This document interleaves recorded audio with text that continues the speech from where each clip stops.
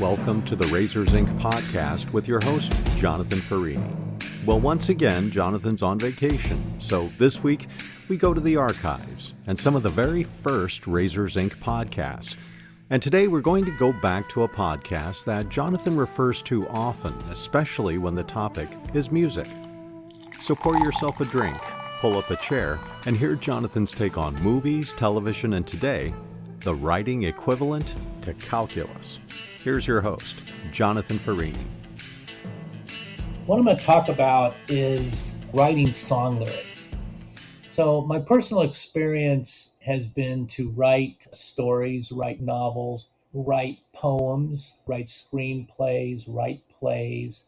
But the one genre of writing that I cannot do is to write lyrics.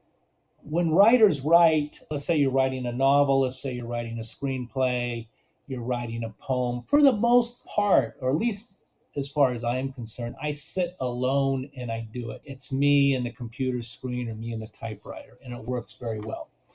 For people that write comedy, it works really well to be a team effort. You put a lot of writers in a room and you write a sitcom. Everybody feeds off of each other. It's great. It works really, really well. Also works for talk shows, writer's room and comedy. Stand-up comics, that might be a lone wolf pursuit, like writing a novel, writing a screenplay, and the like, writing a play. However, when you do write a screenplay and, it makes it to the sound stage or it makes it to the stage in a play, and you start to rehearse with actors, a miraculous thing occurs. Like the comedy writer's room, the actors start to embellish the words of the author, and the words start to change. So then it becomes a team effort, and it's really, really wonderful to see. I'm just saying in general terms, when you write books, poems, plays, screenplays, it's largely a one-person effort. And because I don't write lyrics, I have to presume that for many, many artists, it's a lone pursuit. In some acts, which are very well known, two people, for instance, you can come up with your own examples. It's a collaborative affair, but I will argue within those collaborations, those duos, or a group, if it's a band, you'll find one person, for the most part, does the lyrics. Let's say the Doors. I'll tell you that Jim Morrison wrote 99% of the lyrics. And that's just the way it is. It works. In the Rolling Stones, it's Mick Jagger and Keith Richards. I would say that Keith Richards probably edges out Mick Jagger for most of the ink that they wrote. But my point with this podcast is that it's a very, very, very unique talent.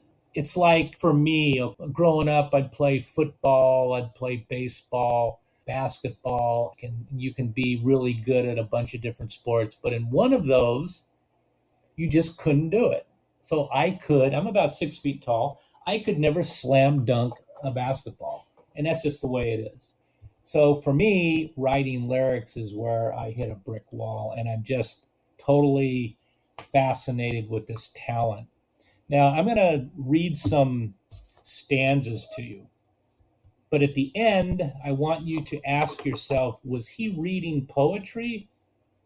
Was he reading a story? Was he reading lyrics? Here we go.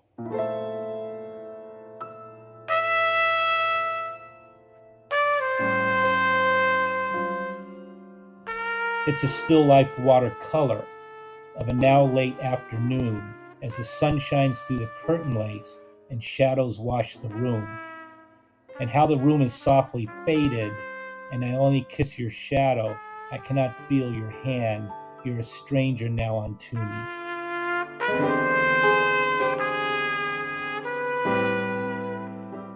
Next.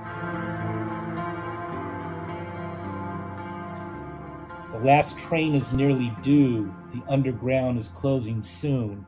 And in the dark, deserted station, restless in anticipation, a man waits in the shadows. His restless eyes leap and scratch at all that they can touch or catch, and hidden deep within his pocket, safe within his silent socket, he holds a colored crayon.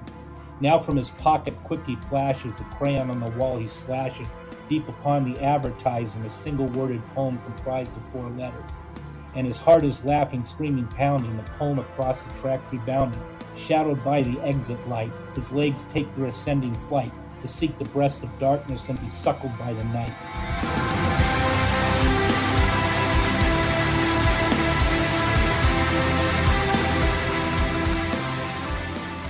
Next. And every one of them words rang true and glowed like burning coal, pouring off every page like it was written in my soul from me to you.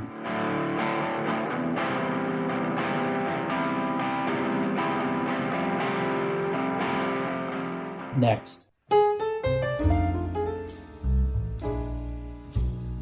They sat together in the park as the evening sky grew dark. She looked at him and he felt a spark tingle to his bones.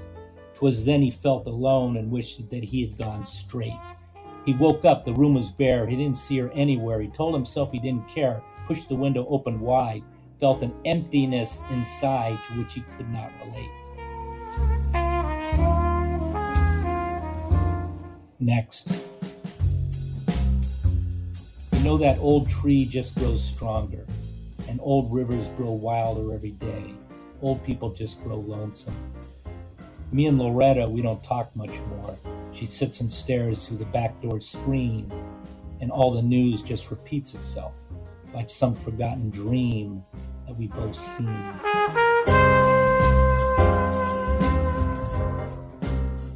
Next and last.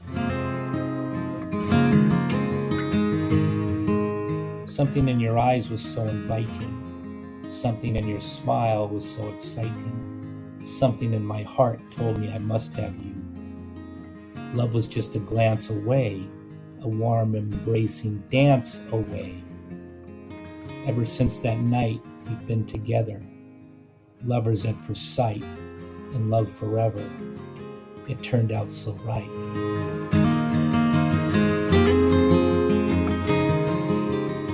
Each one of those may have hit you as a poem, may have hit you as a story, may have hit you as lyrics.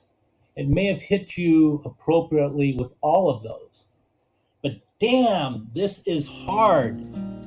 These are lyrics to songs. The first one, Dangling Conversation, Simon and Garfunkel. It's a still life watercolor of a now late afternoon, as the sun shines through the curtain lace and shadows wash the room. The next one was a poem on the underground wall, Simon and Garfunkel. The last train is nearly due, the underground is closing soon. In the dark, deserted station, restless in anticipation, a man waits in the shadows. His restless eyes leap and scratch at all that they can touch or catch. Hidden deep within his pocket, safe within his silent socket, he holds a colored crayon. The next one was Tangled Up in Blue, Bob Dylan. And every one of them words rang true and glowed like burning coal, pouring off of every page like it was written in my soul. But me to you, tangled up in blue. Followed by A Simple Twist of Fate, Bob Dylan. They sat together in the park as the evening sky grew dark. She looked at him and he felt a spark tingle to his bones. 'Twas then he felt alone and wished that he'd gone straight and watched out for a simple twist of fate. Followed by Hello in There by John Prine. You know that old trees just grow stronger, and old rivers grow wilder every day. Old people just grow lonesome, waiting for someone to say hello in there. Hello.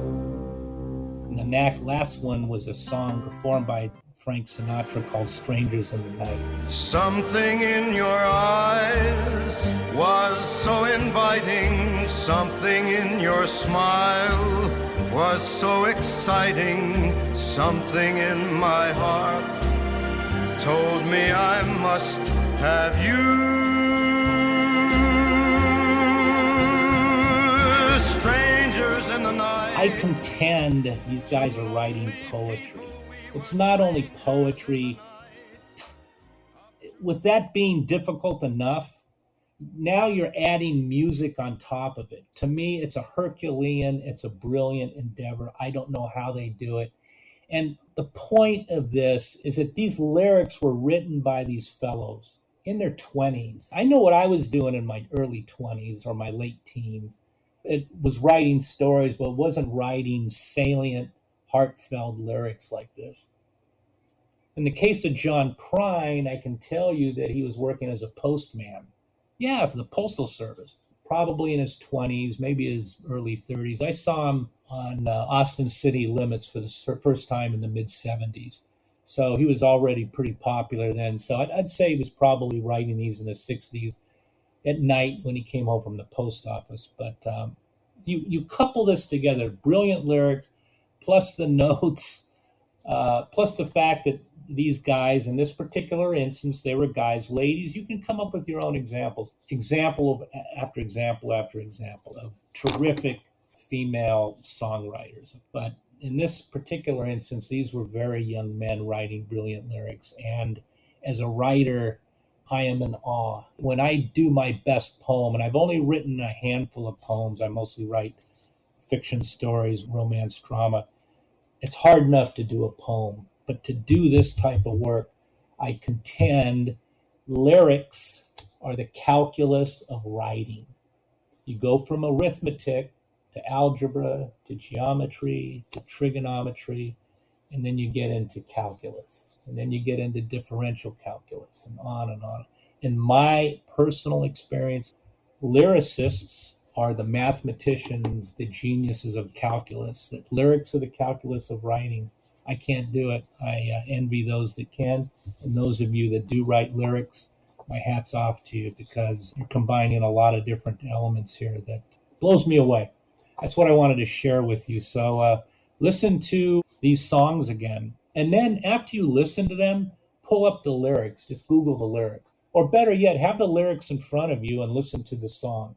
Because what's going to happen, you're going to be blown away by the fact that not only are the lyrics brilliant, but they added music. So enjoy yourself, and then use your own examples that are important to you in your life. These are just my examples. These are not exhaustive. You could go throughout centuries and find examples. You go all the way back to the classicists and find wonderful examples. So go out and listen to music, read some lyrics, see a film, go to a museum, read some poetry. Be good to yourself, because at the end of the day, nobody else will be good to you. And until I see you next time, class is dismissed. So, not to take anything away from Jonathan's points, which is writing songs is hard. But if I may add a few cents to Jonathan's dollar, it's that lyrics are not themselves the calculus of writing, but rather often just the first part of an equation. Lyrics are poetry, and I think my addition of the generic music beds to Jonathan's reading of the lyrics proves that great lyrics can work with any number of different notes, chord structures, even genres. But songwriting? That, my friends, may well be the true calculus of writing. You've been listening to the Razors Inc. podcast with Jonathan Farini. Be sure to check out Jonathan's collection of fiction at the Jonathan B. Farini Story Collection at jonathanfarini.com. Also, if you read Jonathan's short story Mind Shaft, look for Mind Shaft Part 2, in which a troubled young woman meets a lonely retired gold miner in Death Valley. Entering a shuttered gold mine, they become trapped but discover artifacts revealing important lessons for both. Mind Shaft Part 2, already published in the September edition of The Wise Owl, it's been published yet again, this time in the latest issue of CC&D Magazine collection book, Enlightened Mind, from Scars Publications. Go to scars.tv or drop an email to racersincpodcast@gmail.com.